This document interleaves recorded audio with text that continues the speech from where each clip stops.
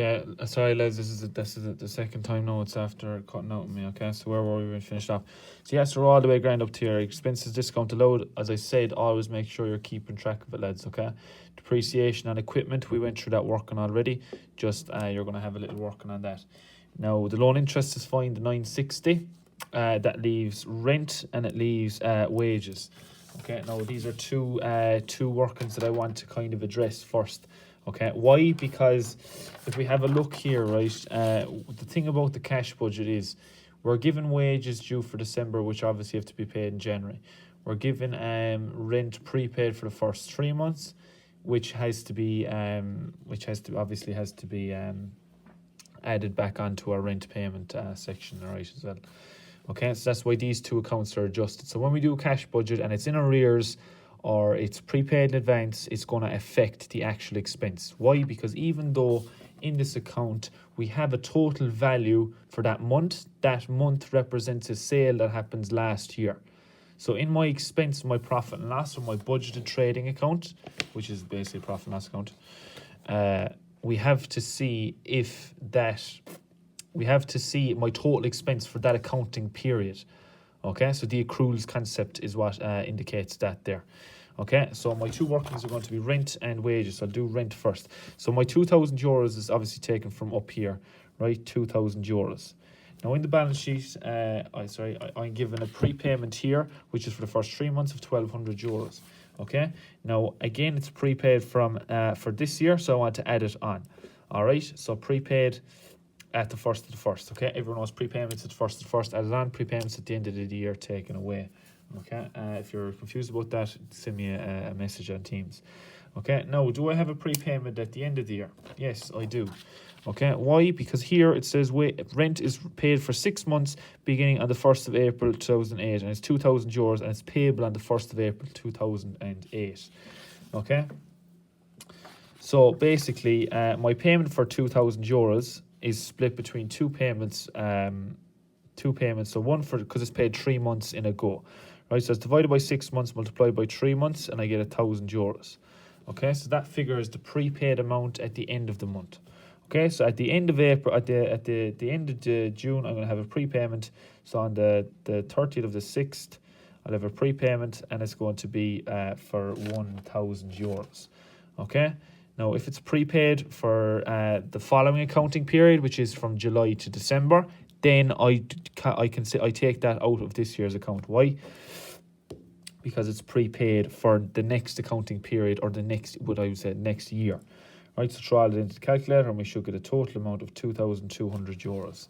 So that's my rent figure here, €2,200, which leaves us just with wages. Okay, so the same goes with wages, right? Now I'm a little.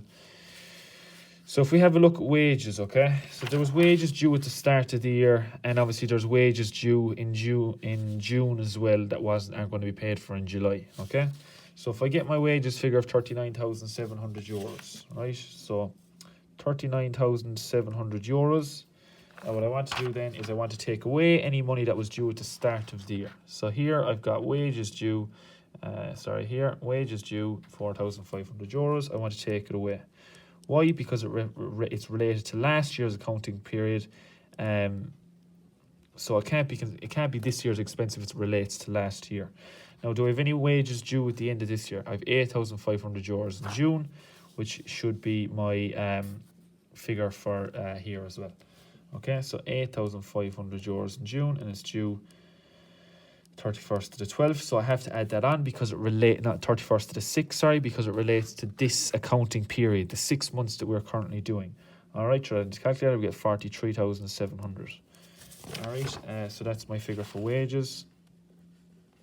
Throw all that into the calculator, and we should get, if I am correct, we should get 64,540. So 64,540.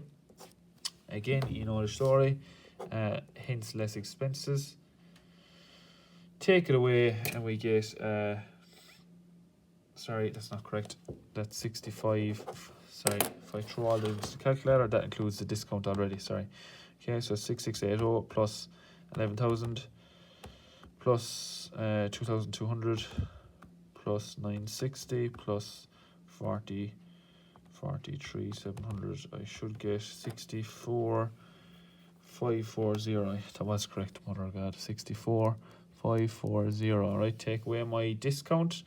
Okay, so sorry, add back my discount. So again, as I stated already, lads, make sure you're keeping track of your gains.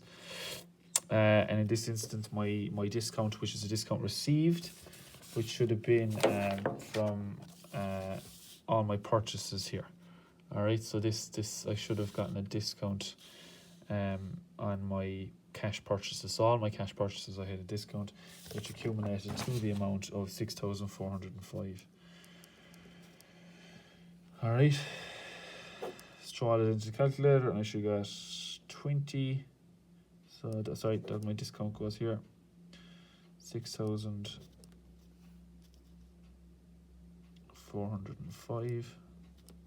Apologies for the terrible writing. Add that back on. So 83,500 minus 65,540.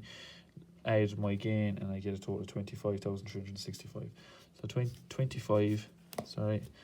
25,365. Job done. So again, the main area I want to issue here is the crack with the wages and stuff like that. Again, if there's a prepayment, you just have to be aware of that on the balance sheet. Okay, the balance sheet's there for a specific purpose. That is the purpose of it.